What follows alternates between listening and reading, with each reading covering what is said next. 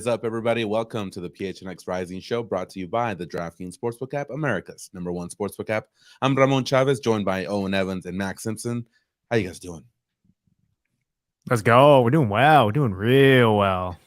Yeah, I like how both myself and Max kind of pulls there waiting for the other to speak. And eventually Max is just like, yeah, I better just roll with this.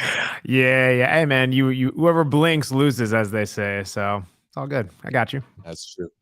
Happy to be back with y'all. The flu is not a joke, y'all. Take it seriously. I'm still struggling with it. So if you're watching us now or listening to us later, bundle up, keep safe and stuff, because I didn't want to miss the World Cup, and this I'm glad I had it before it started. So that out of the way. But we have a great show for y'all today. Thank you so much for joining us. Of course, we're going to talk about the USL final. It's taking place this weekend. I think we've had a pretty important signing for Rising that we should talk about as well. So definitely going to touch on that. And of course, with the World Cup, 10 days, guys, 10 days away. Crazy. Close. It's close. We've been talking about this for like months, man. And just, it still feels so weird that it's in like November as opposed to the summer, but here we are, man. Let's go. It's crazy, man. It's getting closer and closer. And then Owen's getting closer to the 16-hour flight, you said? That's how long it's going to be? Long trip. It's a long trip to Doha. Yeah. You got to do the Russell Wilson stretches, when you're on this point, we're talking more hours on a plane than there are days until said time. So that's... Got to watch the new FIFA documentary on Netflix, keep you entertained. Is it FIFA approved, or is it... Oh, no. I think if you do high knees on the airplane, they will. Qatar Airways will kick you off, as they should. I'm not going to. Then I think we'll stick with the. Max will take your ticket for you. He'll do that for us. Yeah. All right, y'all. Let's get started with the show. Rising is starting with the signings. A brand new signing was announced recently, and that gentleman's name is Erickson Gallardo. Now, this was something that was kind of rumored in the Twitter sphere. I know, Owen, you had kind of told us, to kind of keep an eye on this. And this was announced, and I like this signing a lot. This guy, based on what I'm seeing in the highlights and his resume, it feels like a guy that's going to make an impact here in Phoenix.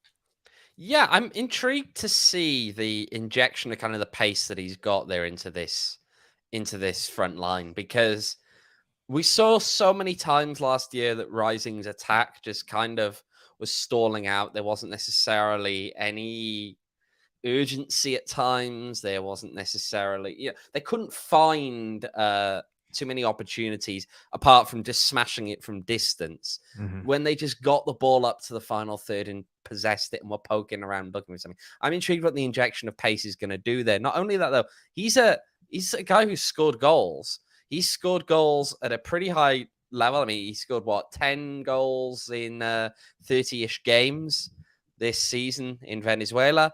In the past, look, he's a guy who's played big games as well. He played in Libertadores. He scored goals in Libertadores. So I'm excited to see what he can bring, not just because I'm not really sure quite how he's going to fit into it and how he's going to be working in there. Because, of course, we've seen this kind of wing-back approach whereby, Gabi Torres as the left back, you've had Darnell King as the right back, and then Santi Moa, who you'd think of as more of a winger, was that little bit further inside. He was kind of not quite a winger, not quite a 10, but almost like something somewhere in between. And I'm intrigued to see how Gallardo fits in that kind of a role. We'll see, I'm sure, in a few months' time. It was very interesting when he was doing the interview in that like little 5-minute video introduction to his team, kind of talking about his club career. His first nickname was Hummingbird. He was kind of buzzing around the ball. And this is all according to his own accord. I'm paraphrasing as best I can, but he's called Hummingbird. Then he kind of advanced to Roadrunner and then Speed Racer, because that was what the video that Rising released kind of was teasing, that old song. And then, he has on his socials, was it Meteoro? So Meteor, like he's got all these kinds of nicknames, but I'm no expert, but I'm pretty sure every single one of those means fast or quick, because that's what this guy is. All of the highlights that, Ramon, I'm pretty sure we saw that same highlight package. Very well done by whoever did that. he was just buzzing up and down the sideline, and not just in the attacking third. This is not a guy who's just going to kind of camp out in the attacking third near the box and just like, hey, serve me in balls. He will run back. He's playing defense, full transition. He can run in behind. He can carry the ball. He can dribble tight in space. He can use both feet. He plays exclusively on that right wing. Not really, he's served in a couple decent crosses, but he's not really a guy who's going to be providing a lot of service.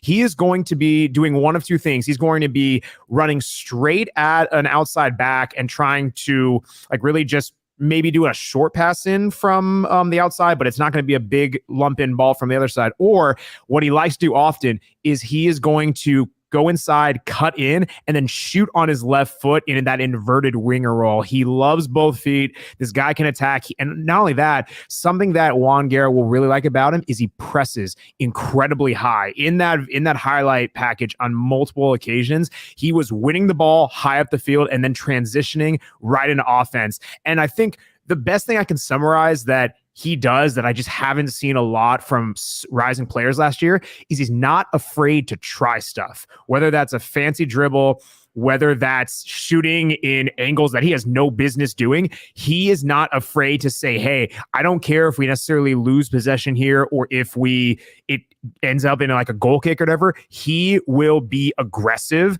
and try to like put the ball in the back of the net or have his teammates do so. And that's something that you want a player like that who isn't going to play conservative, who if you need a goal or if you need someone to change momentum, again, it's just a highlight tape. It's a different league, but he seems like he could be that guy based on his skill set and his profile.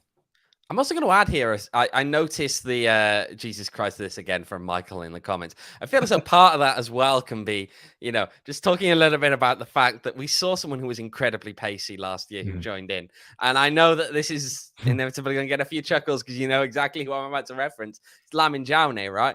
I will say, in Lamine's defense, there were moments where it felt like when he played, some of the more dangerous moments the team had was when he just ran at them because he did have the pace. He really did. Problem is, he didn't have the end product. I think the difference here is that Gallardo does have the end product. He has a track record of scoring goals as a winger in leagues that are of a higher level than we ever saw Lamine Jaune playing at. So personally, I feel as though this is a player who I can completely understand why Owain Gallardo is taking the risk on bringing him over, seeing what he can do. Again, there's a reason that Toronto FC took a risk on him. Didn't quite work out up there. Injury played a role in that as well. But I think he's someone who does have enough about him that if everything goes right, he could be a headache for some defenders in this league. And I'll add real quick to Michael's point. Like, yeah, he has that ability to cut inside, but unlike other players where that's exclusively what he does, you could see that he has no problem. He'll drive on guys and put it on his right side. He's very comfortable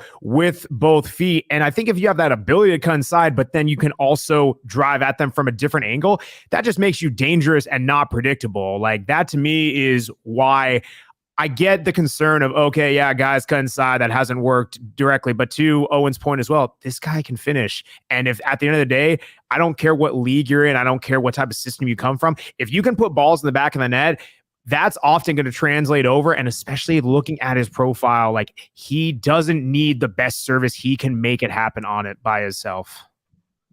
Yeah, definitely. And I want to go back to that point that you made earlier, Max, about him creating chances off of pressure, because this is the guy that, when you're looking at the highlight packages, I think pretty much everybody saw here, yeah, you see the goals, yeah, you see the dribbling, but the pressing is the thing that kind of, because he's so quick that it catches those center backs that are playing with the ball in the back of in their defensive half, and he catches them off guard, and boom, there's an opportunity right there. So I like the fact that in that highlight package they include those, because it tells you the drive and the motor that he has when it comes to pressing. And I think especially when you're going to play up top in the system under Owain Gallardo, you need to be that guy. You need to press at those center backs, at those wing backs, and make sure that you create chances off of that. Because even if you don't get the ball, then either the pass is going to go a little bit left, a little bit wide, and that creates another opportunity for someone else to step in and create a turnover. So I really enjoy that.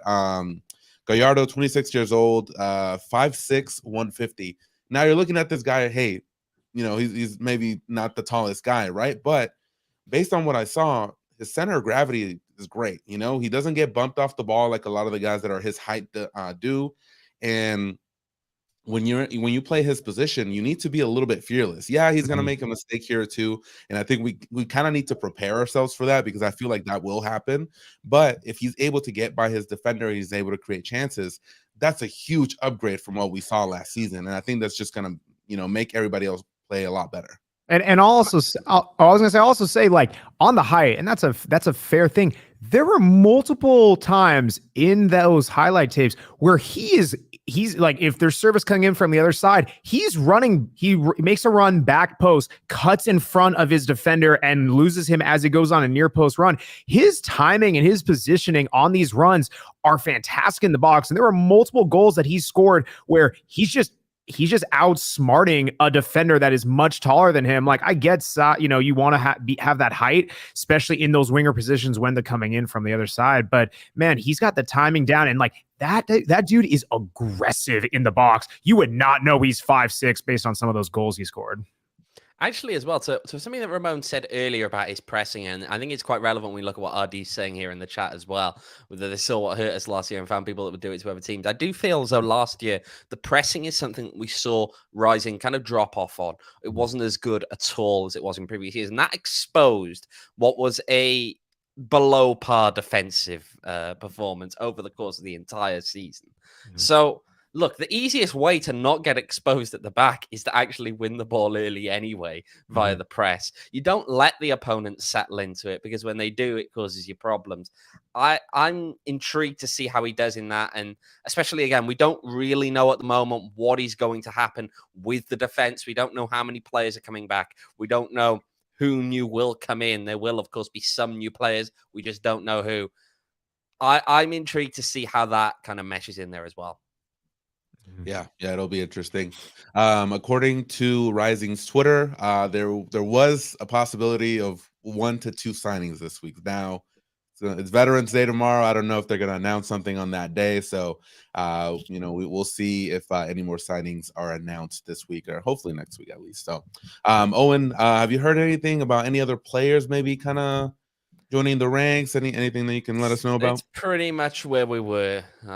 Pretty much where we were at the moment. So, yeah, where Arteaga, as was mentioned, we'll have to see. We'll have to see.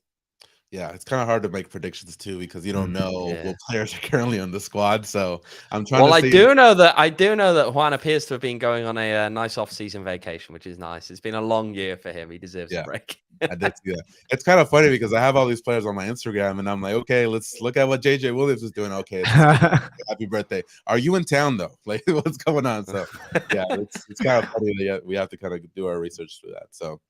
Cool, guys. Yeah, so we'll see. I'm excited about this signing. You know, hopefully it works out. Definitely someone that has a lot of talent, and we can expect it on the field soon. All right, something else that you can expect soon.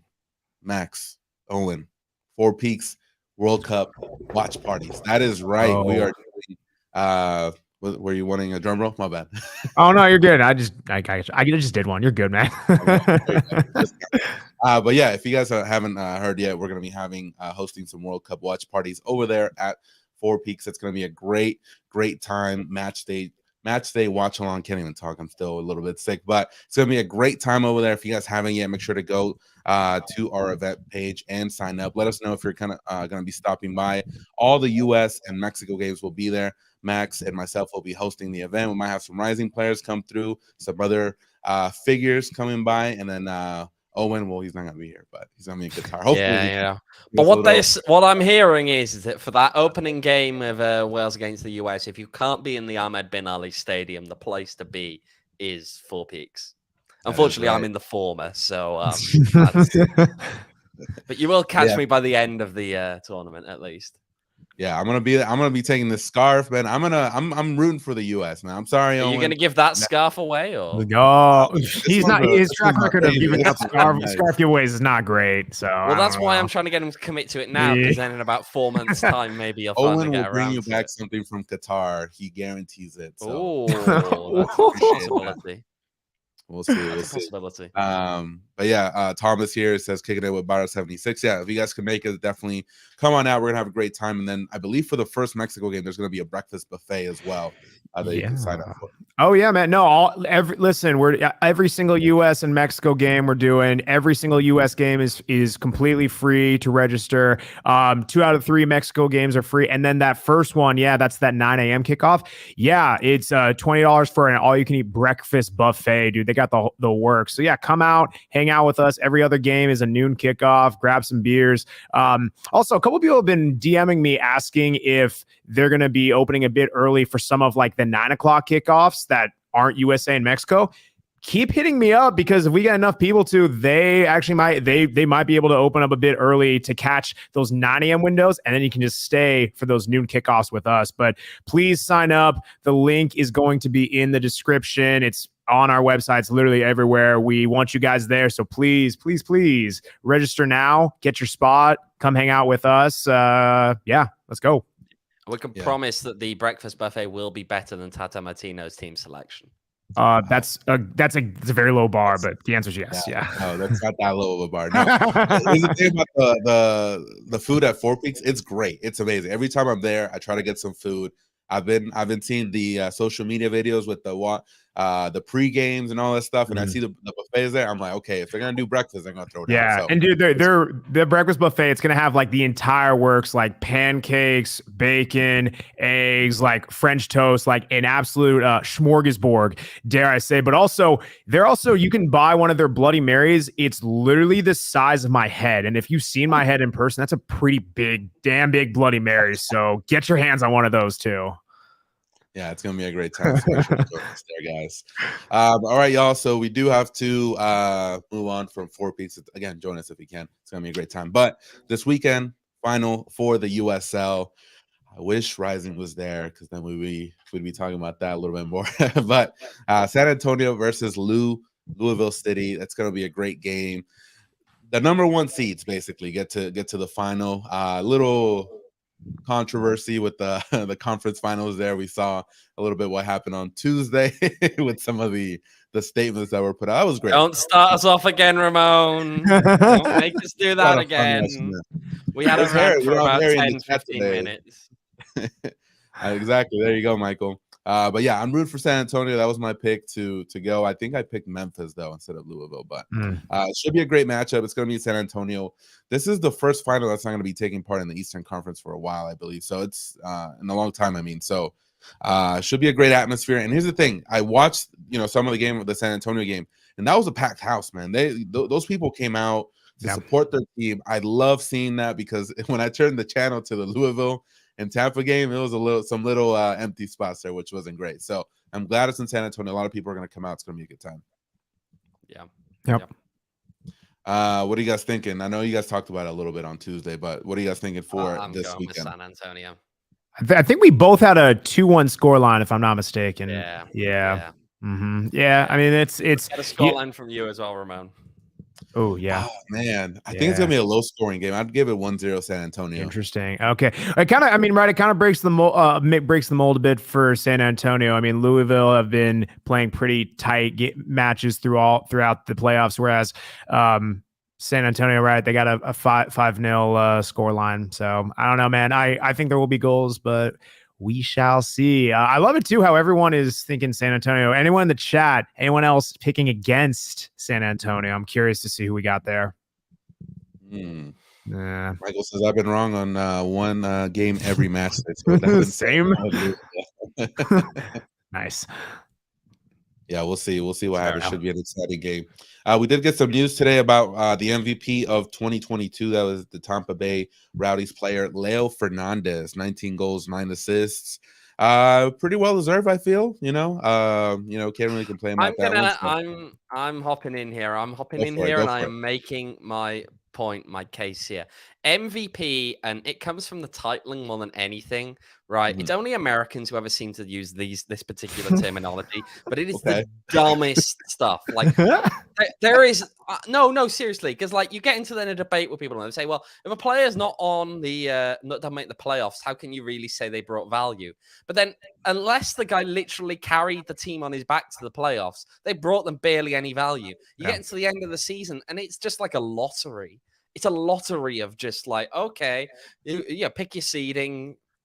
What does it really matter? You got a load of one-off games anyway to play, so it's not really valuable. If you want to talk about the best player in the league, I still personally feel as though Milan Orlowski was completely overlooked in terms of not making the finalists for this. At least we're talking about a guy who scored more goals per 90 minutes by a fair stretch than Leo Fernandez, despite having a lower XG than Leo Fernandez and not having penalties. He didn't score any of his goals via penalties. Fernandez can't say the same thing. To me, Milan Orlowski had a better season. Now, there are other people as well who'll tell you other things, such as, you got to think about some of the defensive players. And I agree with that as well. The value of it is always picked up in goals, and we never really look at defensive players, partly because stats are a little bit harder, a little bit more complicated, really, for the average person to understand, especially when you have look, I've traveled to how many grounds this season? I'll be perfectly shocked, to be honest, if the vast majority of the media panel pays any attention to this league of any note. So no, I'm serious. Like, you go to grounds and there's like, okay, there's one or two reporters, maybe, and then the kind of guys who'll show up, kind of understand their own team a little bit, but they don't know anything that's going on in the rest of the league. If Haji Barry shows up and scores 2 goals against them, and that's that sticks in their head, and suddenly he's a great player. They're not watching him play week in, week out.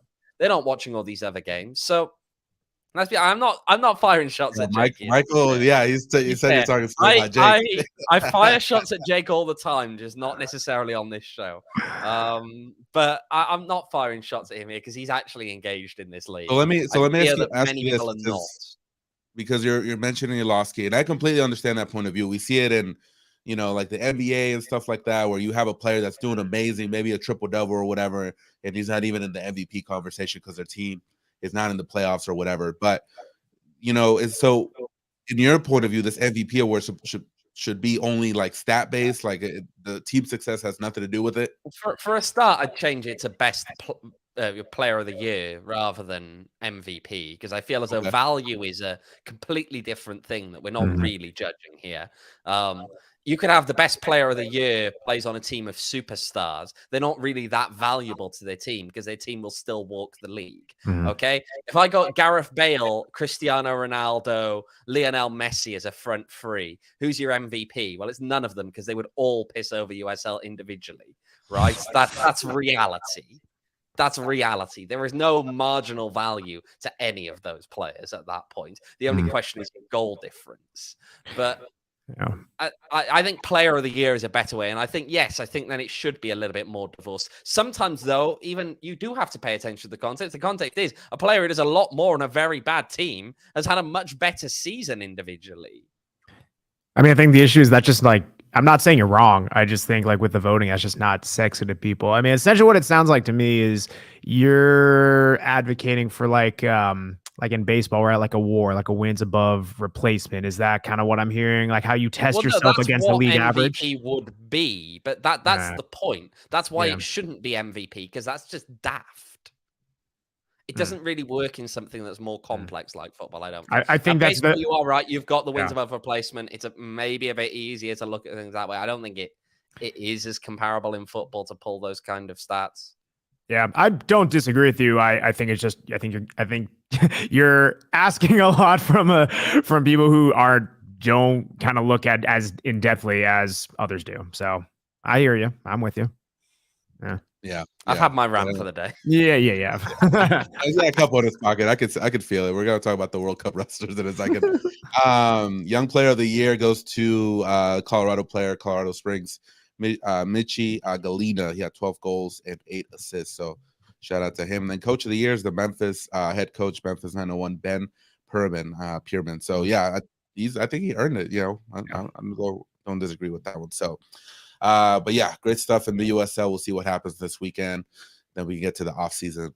We can see what players are coming in for Rising. We can get the next season going because not that it's dragging, but I feel like with everything that's going on, it's like I want to move it along a little bit. Yeah. All right, y'all. Great stuff. Yeah, if you guys haven't yet, make sure to download the DraftKings Sportsbook app. I can barely talk. Sorry about that, guys. But yeah, if you guys can download it, you guys can make some money off this weekend, off the San Antonio Louisville City game. Don't have the stats or the odds for you guys yet, so they'll come out the day before. Make sure to download it. It's gonna be a great time. You guys can make some money. I put in some money for the Suns. Haven't had a great time hitting those odds on my part yet, but I'll make sure to do it. But Max, you're a betting man. What are you feeling about any sporting events coming up here soon? Well, I was actually going to say, I mean, the cool thing about DraftKings is you can also pick futures. So like if you want to pick, if you go on there, if you want to see like team futures, right? So like who's the winner of the tournament? Who's going to be the highest goal scorer? Who's going to make it to like the final? All that type of stuff. I mean, if you want to look at some odds, they have Brazil favored as the winner at plus 400, and with the lowest is a tie between Costa Rica and Saudi Arabia, plus 80,000 if you're feeling frisky. And just for context amongst us, I mean, the bettors, they don't always get it right, but if we're looking at Mexico, USA, and Wales, Mexico and USA tied at plus 13,000, and Wales slightly below at plus 15,000. So yeah, a lot of fun stuff on here. I'm definitely placing some bets. I'm gonna wait a little bit just because you never know, knock on wood, injuries, stuff like that. But I'm definitely picking a few winners and some people to advance here and there. Probably in about a week or so. I'll put those out there. You can join me. You can tell me they're crap or whatever. Yeah, I mean, because naturally these odds. Yeah, I'm just going to rip into them quickly on this one. Qatar are down at plus 30,000, which I'm not expecting them to win this at all. But at the same time, you have to question why the Asian champions playing in a home tournament are significantly further of an underdog. They look good in the Gold Cup. Yeah, they look good in the Gold Cup. Yeah. They are the reigning Asian champions. Okay, so they beat Japan and South Korea to that title. And yet they're lower down there. Costa Rica were a quarter finalist for 8 years ago? 8 years ago in Brazil, right? And then you've got teams like the US or Wales, even I'll admit, where we haven't qualified since '58. So I mean, should we finish above them? Yeah, of course we should. But I'm just intrigued at the golf. It's a weird time. Yeah, weird time. Also, you mentioned player futures. They do have the top goal scorer. Apparently, we'll get ready, everybody. It's time for the tap-in World Cup because Harry Kane is favorite for the Golden Boot. I'm hearing there's going to be a lot of penalties and tap-ins coming this World Cup. I cheer for VAR if you're picking Harry Kane there. So. Hey man, he's not in a Tottenham in a Spurs jersey. I hope, man, that's fine. I hope he doesn't get Golden Boot. We don't want that. Yeah, for anyone who's a big Harry Kane fan, make sure to get your England World Cup shirt with 22 VAR on the back. Oh my God, Harry Kane plus 700 to be the top goal scorer. He was the top one last World Cup, so take that into account. Benzema, I like that shout. Plus 900 for Neymar. Messi plus 1,000. Ronaldo plus 1,600. I don't know about that one. I don't know if that one's going to happen. So Lautaro Martinez plus 2,000. Richarlison plus 2,000. So I don't know. We'll see. We'll see who. Lewandowski plus 2,500. So interesting names there. Yeah, that's pretty high for me. Yeah, we'll see. We'll see what happens. But yeah, make sure to download the DraftKings Sportsbook app, guys, right before the World Cup. Again, only 10 days left. So make sure to get your bets in. And when you do, make sure to use the promo code PHNX. That's promo code PHNX on the DraftKings Sportsbook app. Minimum age and eligibility restrictions apply. See the show notes for more details. All right, let's keep this World Cup train running along. A lot of the nations are announcing their squads for the World Cup. Some interesting names being left out. Who do you guys want to start with? I got USA, Wales, France, Germany. But I think we got the England squad as a graphic here as well. So, all right, let's do the England. We're starting with England. We're ripping into England first. Let's find the common ground on that before we start going on anything. Yeah. So, England squad. Are we especially surprised by any of this? Man, no not. Sancho? Yeah, that was the one thing I saw. Like, and I don't feel incredibly strongly with him. Like all these names here, especially at the forward spot. maybe James Madison. That's only because Leicester's kind of had a kind of year, but that was my one where I was kind of hesitant. Actually, Calvin Phillips, has he played for Man City? And if so, like recently, because I haven't seen him out here in months, because he's has had an injury for a while, if I remember correctly. That's a weird one to me.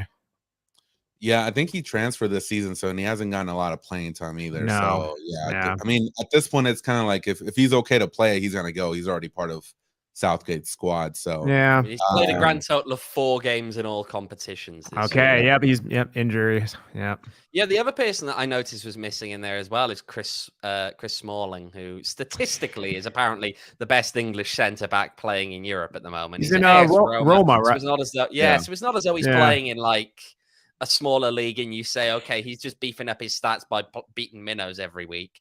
So I think this is where we all find the common ground, which is that, quite frankly, if the English want to make bad decisions on their own squad, let them. I want to see Harry Maguire playing at the World Cup. We do. I'd love to see it, because that only spells good news for everyone that plays against them, comparative to what it could be. I mean, it's the classic English bias that's kind of showing again that their majority of their squad are from England. I get it. They love their Prem League for sure, but like you don't see a lot of those names from outside, the Premier League, honestly. And that's kind of been the theme for the last couple World Cups, even more so this year. I was gonna say, I know we briefly kind of saw it, but remembering there's not that many that are from outside of there. Yeah, it's interesting. Another name, Fikayo Tomori, he plays for AC Milan. He's one of their center backs. Instrumental part for AC Milan's title-winning season last year. So surprised that wasn't called. But yeah, to your point again, Max, if you're not playing in the Premier, probably not a good chance you're going to get called. So we'll see what happens with England. What do we have next? USA. Let's go. Let's do it. What do we have? Okay. All right. This one was interesting. Yeah. Can we shout out, before we move on to anything else, actually, can I just shout out the design here? Shout out to the US Soccer Federation for that. They put defenders in the middle, and I'm not really sure why it reads as goalkeepers, midfielders, defenders, and forwards. Yeah, that's a fair point, especially when you're kind of looking left to right. Kind of confusing there. That weird. Yeah, I mean, they put out a couple different ones but I guess this is probably the easiest to sort through. Definitely weird. From a designer's perspective, yeah, please. By the way, please. I literally just think it's because defenders is longer and forwards and midfielders have the same number of names, so it's a little more symmetrical. I think that's the only explanation I can give. Interesting. Thank you. That's a Sean there. Appreciate that. Yeah. I mean, first thoughts on my end. I mean, I've seen a lot of Pepe shouts. That to me probably is one of the more notable admissions. I said it yesterday, and it looks like one of my text messages. We got to wind you up here, Max. Come on, wind you up. One of my text messages, which I thought were private and in secrecy, was turned into a tweet. Who could have seen that coming? No, I mean, the biggest thing is, we thought Gregg Berhalter was very predictable in his roster throughout qualifying, throughout these last couple camps. And when you leave off guys like Pepe, when you leave off a Zach Steffen, these guys who, even a Paul Areola, which I get wasn't everyone's favorite, but like these guys who were his guys for months and months and months, for a lot of randoms like a Haji Wright, like a Shaq Moore, like people who haven't been consistently involved in the team really for months. I just don't get it. Now, I will say I'm kind of arguing about guys who most likely will not see the pitch, or if they do, it's mop-up duty or very, very small spurts. But I just don't understand how he prided himself on taking his guys the entire time, and then when you come time to select, he did not do it. Now, all that being said, I am very excited about this squad, because when was the last time we have seen the following players all in the same uni on for the US on the pitch when they're all actually healthy? Christian Pulisic, Gio Reyna, Brennan Aronson, Tyler Adams, and really any of the starting goalkeepers. It is Matt Turner in this case. These guys have not been healthy at the same time for ages. If you actually, and Weston McKennie too, if you actually look at the stats, I'm pretty sure it was literally one match where those players were healthy, let alone on the same pitch. So to actually get some cohesion, the fact that they're all playing in the top flight, most of them anywhere from pretty regularly to at least training with them, I'm excited. The top guys are, if they're not in form, at the very least, they're playing reps. I am excited. I do feel confident as I can about this group. And I swear if there's a last second injury, I'm going to freak out. This is an entire different story next week. But confidence is good. If you're a US fan, you should be excited. Lots of high-end talent, guys that are in position, and let's go, man. Like, solid squad, some good guys in there, and it's a young group. Sky's the limit. Let's freaking go. Yeah, there's the very thing. young. 25 is the average age. Go ahead, Owen. Mm-hmm. It's a young group. Is this group really? Are you expecting them to do anything in this World Cup, or is this all just preparation for the next one? No. If I'm being realistic, I believe, to me, the expectation is, this is not from an entitlement standpoint. I think it will be a fight, but I believe we can and should get out of the group. You are going to then meet in the next round. I'm going to say realistically, it's either a Netherlands or a Senegal.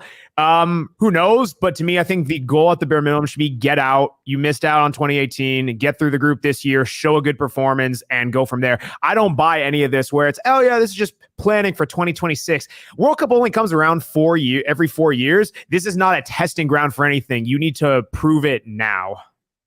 Well, these are players, though, that have, let's be perfectly honest, right? They haven't ever had to significantly prove anything outside of playing Mexico.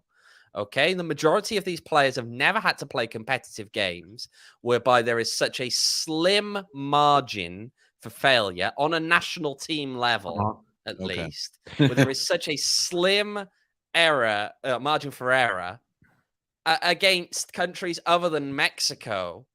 So I don't disagree with you, but the whole thing is, like, you can only play who's in front of you. It's not our fault that in CONCACAF, our largest competition is Mexico, and I guess as of recently, Canada. We don't have Euros. We don't have these other competitions where we're tested on an international scale. To me, international duty, while it's very important, I would love to have more high quality caliber competitions. And we are involved in something like, like a equivalent of the Nations League, even though that is a thing in CONCACAF, or Confederations Cup, I should say. But the fact, to me, like, you can only play who's in front of you. The fact that for the younger players, but in US teams, their first real experience of in US teams, it doesn't, like, these guys have had a light shine brighter on them than US teams of the past. Most US teams, you have a couple guys maybe in Europe, but it's mainly MLS. Yeah, they've played together, but, like, so what? You can only do and prep with what you have in front of you. Yeah, these guys haven't had a World Cup or a major competition, but, like, I guess, what do you expect from them? They played in Champions League. They played in Premier League. They're playing in these larger stages. And the fact that they're all together, like, I don't know, man.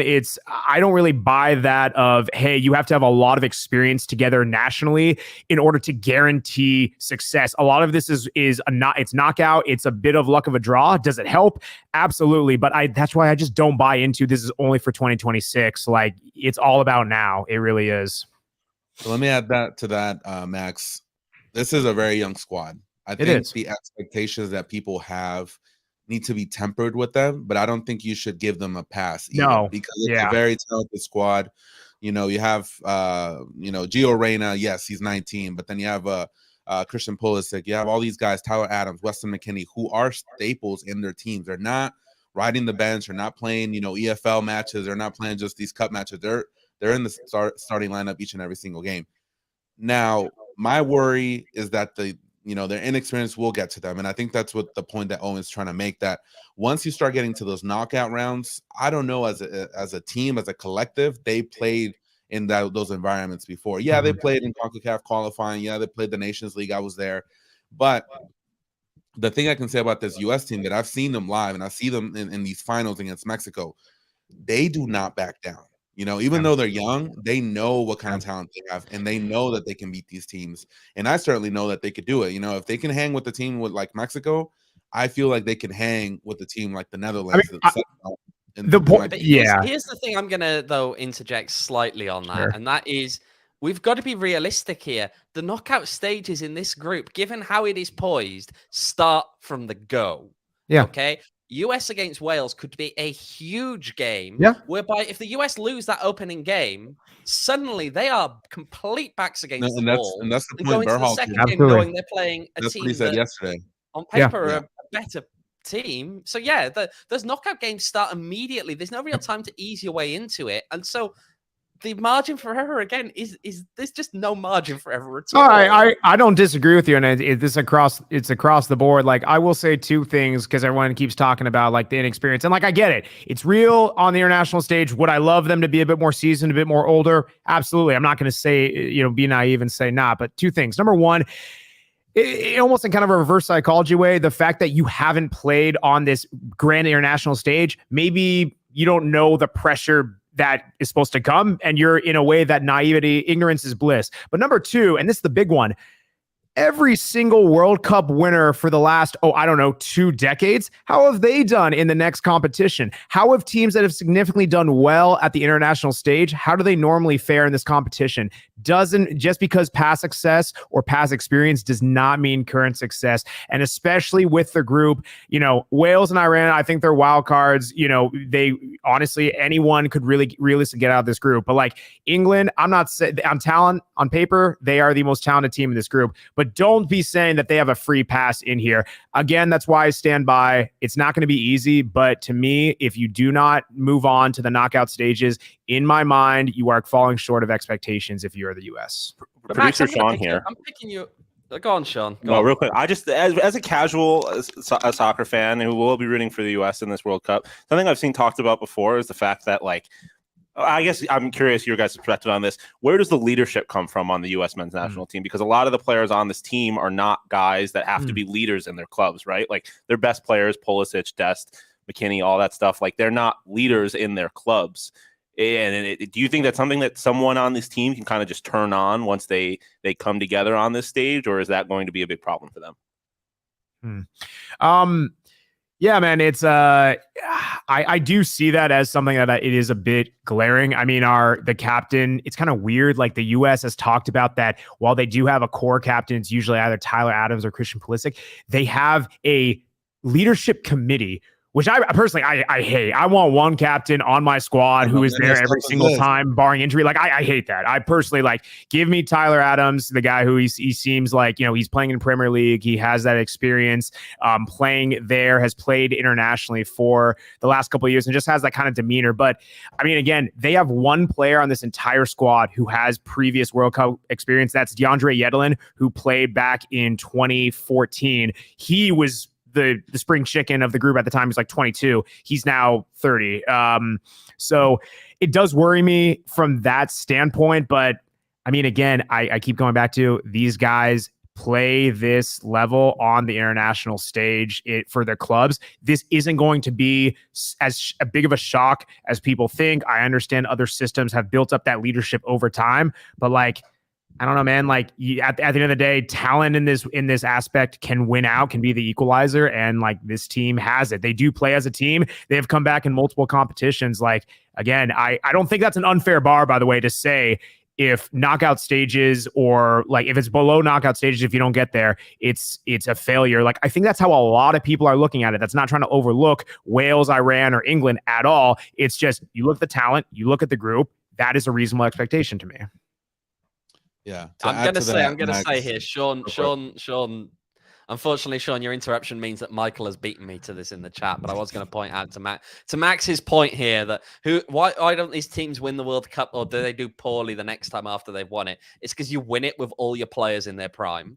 To win a World Cup, you typically have to have the vast bulk of your players in their prime, and 4 years later, they're just not. Fair. The margins are so tight at that very top level that any drop off in performance kills you. But that's the point here. You've got a very young team who can really gain a lot out of this, I feel, for 26. I know you're looking at it as though, it's not just that. They've got to go there to win it. And yeah, I get that. I agree with you. You should be aiming to get out of this group. Look, we're going to, I'm sure, talk about Wales is probably the next team up, aren't we? We're going to talk about, but you've got 100 people for every one there is in Wales. You should be beating us every time. I agreed. But yeah, that's you still got to take some positives from this. I keep on. I'm not. I'll yield my time for the rest of it because I think I just keep on talking in circles. But no, like I don't think we're going to get past. Realistically, we get past in the knockout stages. I don't think we're going farther than that. Like, being realistic on who we come up against. But I mean, that's like I said, that's all I'm saying. Get us to the knockout stages, and that's, to me, that's a success. Couple of missions from this list. Big one at goal. Zach Steffen was not able to get onto this team. Lack of playing time, I think, would attribute to this, as well as just a lack of form. Honestly, he just hasn't been same, and I think injuries has played a big part of that. The other big name hasn't played for a month, has he? He plays a bit of Europa League here and there, and he's actually coming back from an injury himself. That's the thing. Sean Johnson, Ethan Harbath. So they're fine at goal. I'm just saying Zach Steffen was a pretty big name. Yeah, and he's up there. Ricardo Pepi from El Paso, not in this list. That was a huge surprise for me. He made that move to Augsburg, consistently scoring, led the way for the U.S. during qualifier, especially in that game against Honduras. And this was a huge deal to me because he could have played for Mexico, and he decided to go for the USA, and now he's not going to the World Cup. Given 20 years old, he'll have another shot later on, but this has to be a big blow.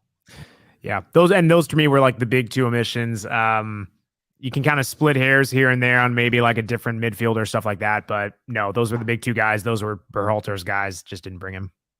Yeah, but then that's the thing is that Pepi just hasn't scored, has he really? He's in the Dutch league. He hasn't really done much. It's a much less physical league than some of the other strikers. Yeah. I mean, you can make the point about Pepi not scoring, and then you look at Jesus Ferreira and he hasn't scored. He has not. Yeah. So if you're gonna make that argument, you gotta have the same. I agree. Yeah. Yeah.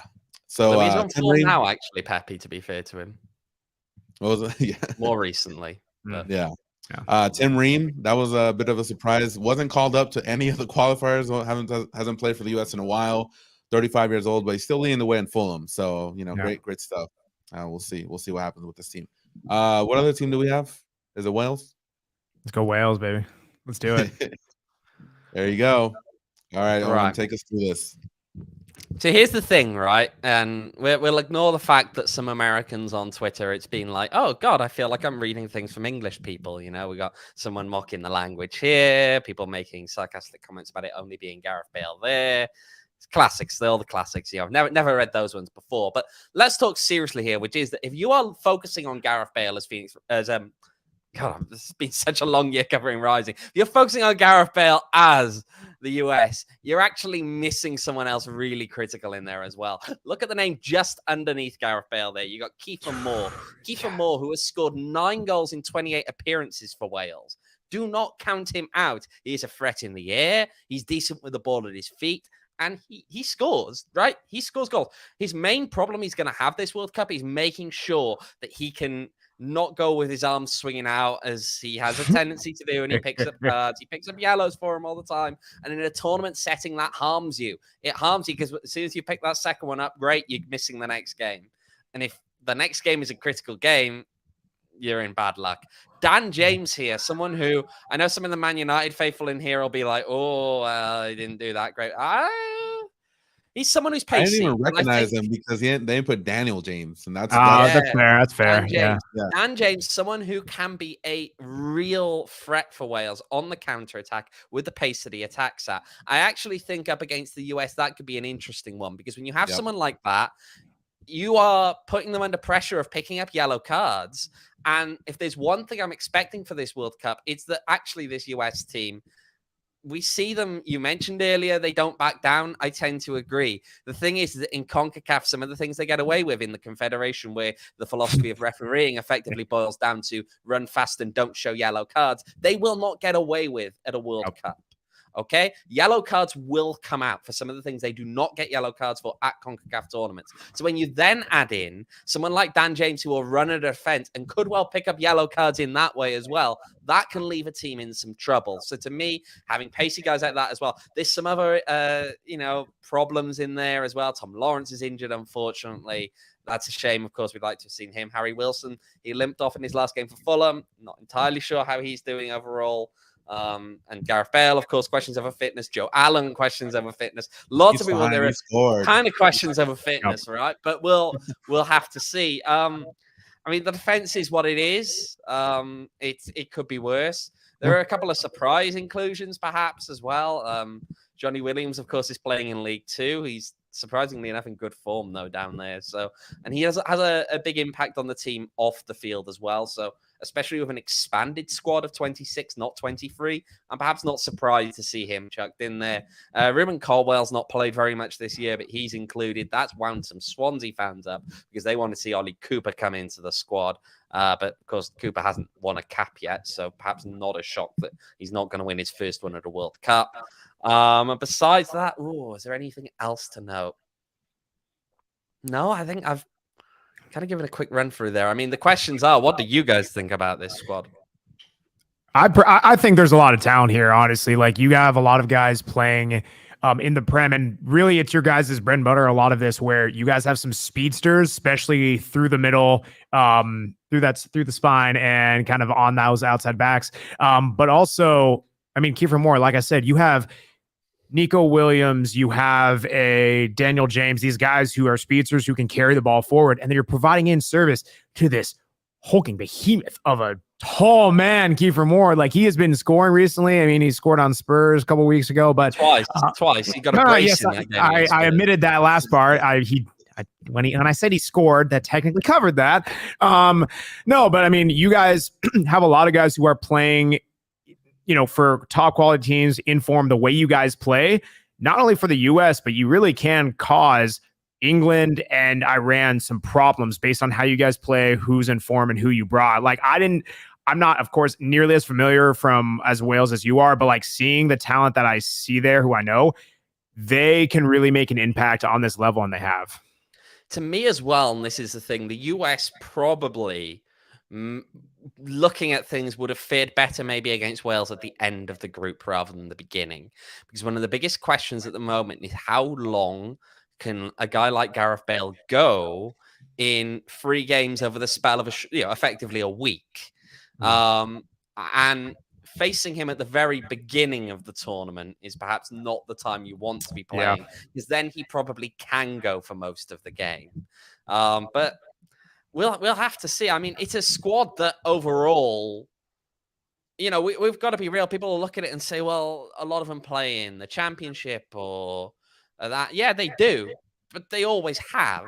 Yeah. They did at Euro 2020, okay? And this team goes out and gets a result against Switzerland in that game. Mm-hmm. They beat Turkey, 2 teams that have players who are playing in top flights across Europe, much in a similar way that the US has players playing in.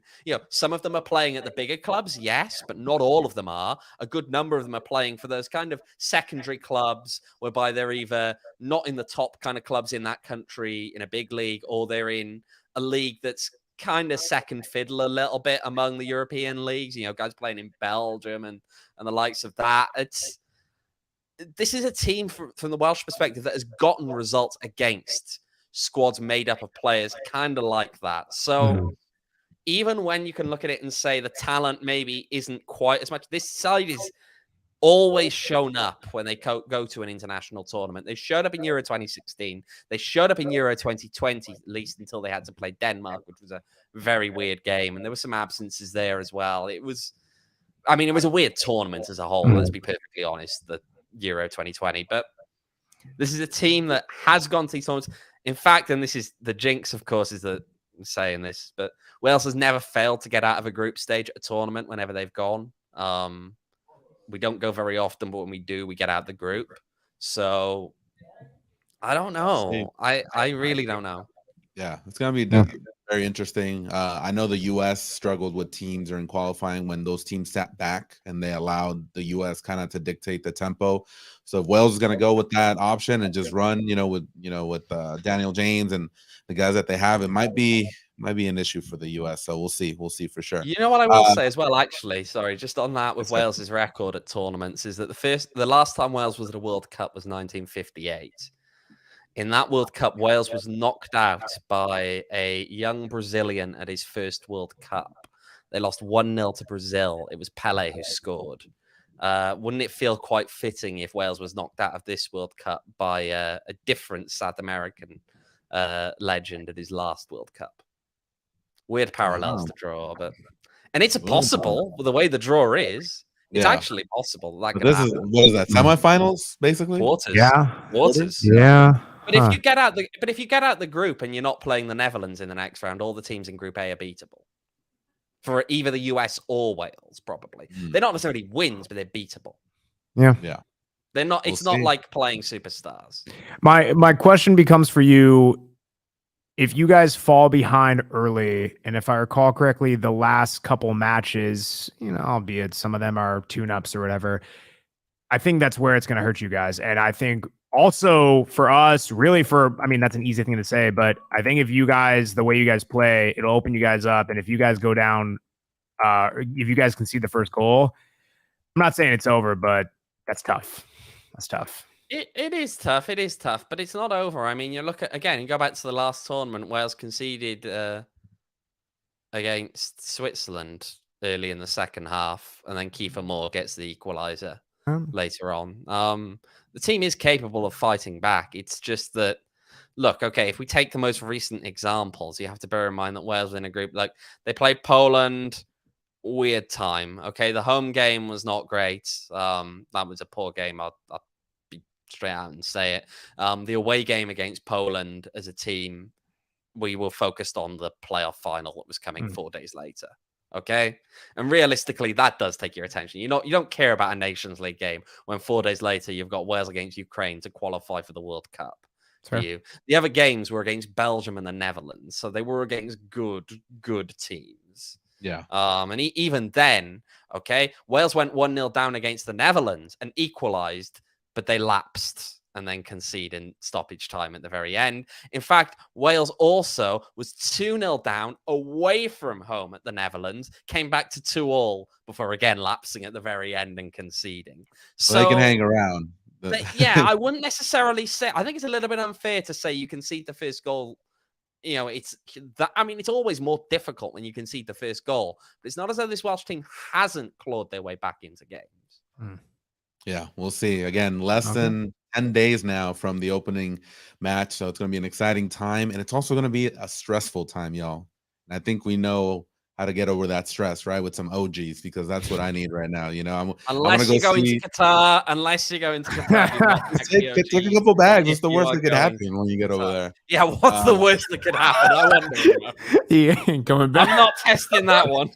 Yeah, we need. Owen wasn't able to make it back, but if y'all want to join us, anyway. Yeah. Get some OGs, guys. Great flavors. They got the sleepy time one. If you guys need them before going to bed. I'm partial to the pineapple one. That was my favorite one. So when I go to the office, I got to make sure to get some. But if you guys aren't able to get to the office like me, you guys can get them at your local dispensary or go to ogsbrands.com and get your very own. And remember, guys, you must be 21 years or older to enjoy OG. So I'm definitely going to be stocking up because I'm going to be stressed. I know Mexico's not going to do good. My blood pressure's already going up, so let's not talk about it anymore. But yeah, great show, y'all. Next week we're gonna be ramping up our World Cup talk a little bit more, giving our predictions. We're gonna do the first half of the groups, I guess, on Tuesday, and then the second half on Thursday. Give your our predictions. Let you know who we're looking forward to seeing from each team. What we feel is going to happen, and give our predictions. Ultimately, to who's going to win the tournament. We're going to see. We're going to see what happens. Max, thank you for all your input today. I really appreciate it. Owen, I'm learning about Wales so much, man. Like, I appreciate it. I'm going to be ready for this World Cup for sure. And yeah, of course, man. Yeah, I got you. And shout out to everybody in the chat. Thank you for joining us today. Harry, Bonnie, we see you here. Yeah. Thank you so much for joining us. And again, if you guys are able to, make sure to join us at the Four Peaks watch parties that we're going to have for the World Cup, Mexico and U.S. matches, all of them. Max and I are going to be there. It's going to be a great time. Sign up. It's going to be a fun time. I was going to say, Owen, we can talk about this offline, but maybe you do a little going away beer with the PHNX Rising crew and some fans tuning in before you head off to the World Cup. going to be a busy time for this next week. So maybe we'll figure it out. We'll figure it out. I do have a question for you. Why'd you try to hurt Emma's knees that one time, man? That's pretty brutal of you. You had to be there. Everyone, watch out for this man. Can't trust him anywhere. Emma's standing in that studio. I know she is. You can give this a rest now. We've gone over an hour, boys. Let's call it. Oh, there you go. I'm actually behind the Mac, buddy. Uh-oh. All right, y'all. That wraps up a great show. Again, join us next week for our predictions for the World Cup. Until then, take care and see you next time. Bye.